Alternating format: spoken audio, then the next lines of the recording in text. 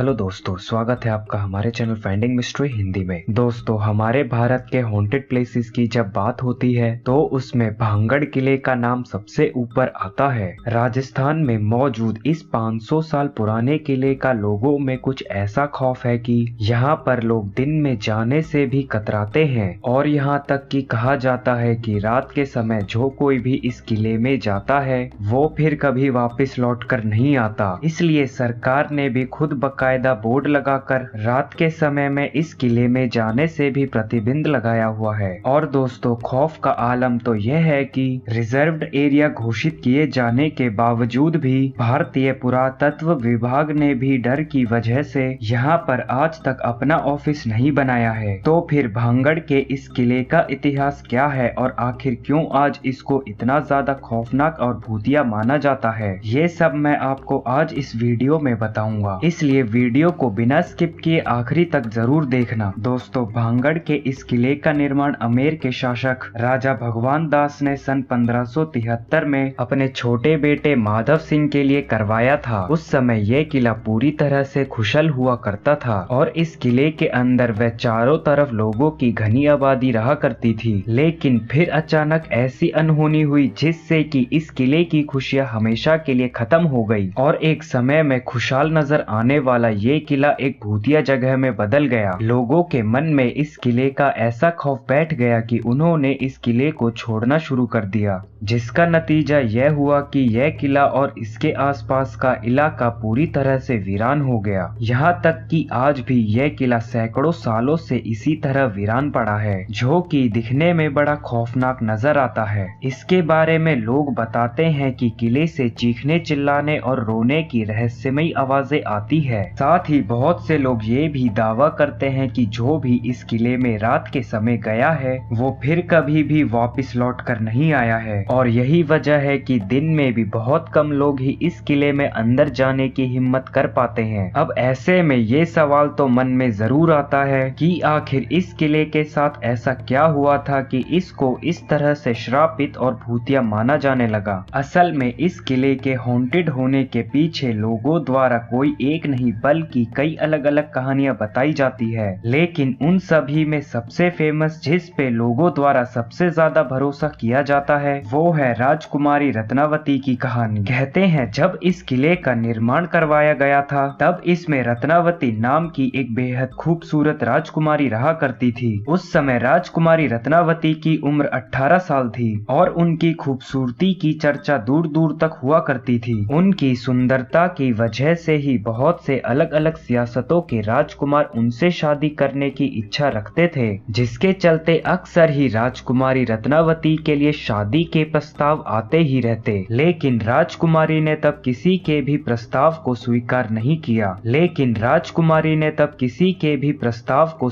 नहीं किया। अब एक बार राजकुमारी अपनी कुछ सहेलियों के साथ खरीदारी के लिए बाजार गई हुई थी। बाजार में वो एक इत्र के दुकान पर रुकी और वहाँ से अपने लिए इत्र खरीदने लगी। इतने में ही उस दुकान से कुछ दूरी पर खड़े सिंघिया स्वेड़ा नाम के एक व्यक्ति की नजर राजकुमारी पर पड़ी और वो उसी राज्य का रहने वाला था और वो काले जादू का महारत माना जाता था। राजकुमारी रत्नावती की सुंदरता को एक नजर में देखते ही वो राजकुमारी पर फिदा हो गया और वो बस राजकुमारी को ही घूरता रहा और उसी पल उसने अपना मन में ये तय कर लिया कि वो राजकुमारी को किसी भी कीमत पर हासिल करके रहेगा। अब क्योंकि वो तंत्र मंत्र और काला जादू जानता था, इसलिए उसने राजकुमारी के पसंद किए इत्र की बोतलों में से एक बोतल छुपा के उठाई और उस बोतल पर कुछ तंत्र मंत्र करके उसे वापस उसी जगह पर रख दिया। असल में वो अपने तंत्र विद्या की मदद से राजकुमारी को अपने वश में करना चाहता था और उसका ये प्लान काफी हद तक सफल भी हो गया, क्योंकि राजकुमारी ने उसे इत्र के साथ छेड़छाड़ करते हुए नहीं देखा था। और फिर राजकुमारी अपने इत्र की बोतल लेकर अपने किले की तरफ जाने लगी। साथ ही सिंघिया स्वेड़ा भी चुप चुप कर राजकुमारी का पीछा करने लगा। हालांकि अभी राजकुमारी सिर्फ कुछ दूर पहुंची ही थी कि तभी उनकी एक सहेली ने बताया कि अनजान व्यक्ति ने इत्र की बोतल में तंत्र मंत्र किया हुआ है। असल में राजकुमारी की उस सहेली ने सिंघिया स्वेड़ा को इत्र की बोतल में काला जादू करते हुए देख लिया था, लेकिन वो डर की वजह से दुकान में कुछ भी नहीं बोल पाई। अब जैसे ही राजकुमारी को काला जादू वाली बात पता चली तो उन्होंने इत्र की बोतल रास्ते में पड़े हुए एक विशाल आकार के एक पत्थर पर दे मारी। पत्थर पर पड़ते ही वो बोतल टूट गई और सारा इत्र उस पत्थर पर बिखर गया और इसी तरह से इत्र पर किया गया काला जादू पत्थर में आ गया। इसके बाद से वो पत्थर खुद ब खुद लुढ़कते हुए सिंघेश्वरा की तरफ बढ़ने लगा। दरअसल उसने उस इत्र पर ऐसा जादू किया था कि जो भी कोई उस इत्र को लगाता वो खुद ही उस तांत्रिक की तरफ खींचा चला जाता और क्योंकि वो इत्र पत्थर पर लग गया था इसलिए वो पत्थर तेजी से उसकी तरफ बढ़ने लगा और पत्थर ने लुढ़कते हुए उस तांत्रिक सिंघेश्वरा को कुचल दिया जिससे कि उसकी मौत हो गई। लेकिन मरने से पहले सिंघेश्वरा ने ये श्राप दिया कि राजकुमारी समेत इस किले में रहने वाले सभी लोग जल्द ही एक दर्दनाक मौत मरेंगे और उनकी आत्माएं हमेशा के लिए इस किले में भटकती रहेगी। इस हादसे के कुछ ही समय बाद भांगड़ और उसके करीबी राज्य अजबगढ़ के बीच में एक युद्ध छिड़ गया था और दोस्तों अजबगढ़ की सेना बहुत ही शक्तिशाली थी जिसके चलते उनके सिपाही भांगड़ के किले में घुसकर सबको मार दिया जिसमें राजकुमारी रत्नावती भी नहीं बच पाई। और दोस्तों कहते हैं कि इस घटना के बाद से ही ये किला श्रापित हो गया था और उस घटना में मारे गए मासूम लोगों की आत्मा किले के अंदर ही भटकने लगी थी। दरअसल किले के आसपास रहने वाले लोगों को अंदर से अजीब आवाजें आती थी और साथ ही किले के आसपास जाने वाले लोगों के गायब होने की घटनाएं भी अक्सर सुनने को मिलती रहती थी। और दोस्तों इन सभी चीजों के चलते ही किले के आसपास रहने वाले लोगों ने भी अपनी बस्ती छोड़ दूसरी जगह रहने लगे और देखते ही देखते ये किला और इसके आसपास का इलाका पूरी तरह से वीरान हो गया। वैसे दोस्तों वजह चाहे जो भी रही हो लेकिन ये जरूर है कि इस किले को भूतिया बनाने में हमारी सरकार का भी काफी हाथ रहा है। दरअसल कानून में भूत प्रेत पिशाच और बुरी आत्मा जैसे किसी भी चीज को जगह या मान्यता नहीं दी गई है और आज तक किसी भी कोर्ट ने अपना कोई भी फैसला भूत प्रेत को ध्यान में रख कर नहीं सुनाया है। इसके बावजूद भी सरकार द्वारा किले के बाहर बोर्ड लगाकर उस पर लिखना कि रात में इस किले पर जाना मना है और भारतीय पुरातत्व विभाग का अपना यहाँ पर ऑफिस ना बनाना, ये सभी चीजें कहीं ना कहीं इसी बात की ओर इशारा करती है कि हमारी सरकार भी भूत प्रेत पर विश्वास रखती है। और दोस्तों सोचिए जब सरकार के तरफ से ही ऐसे कदम उठाए जाएंगे तो फिर जाहिर सी बात है कि आम लोग तो इस किले को सच में श्रापित समझेंगे। वैसे आपकी क्या राय है मेरे साथ जरूर शेयर करें। वैसे क्या आप लोग भूत प्रेत में विश्वास करते हैं मुझे कमेंट करके जरूर बताना। आज की वीडियो में बस इतना ही, आपसे फिर मुलाकात होगी हमारी अगली वीडियो में। आशा करता हूँ कि आपको हमारी ये वीडियो पसंद आई होगी। अगर वीडियो पसंद आए तो वीडियो को लाइक शेयर जरूर करें और चैनल में नए हो तो चैनल को सब्सक्राइब कर बेल आइकन को जरूर दबाएं।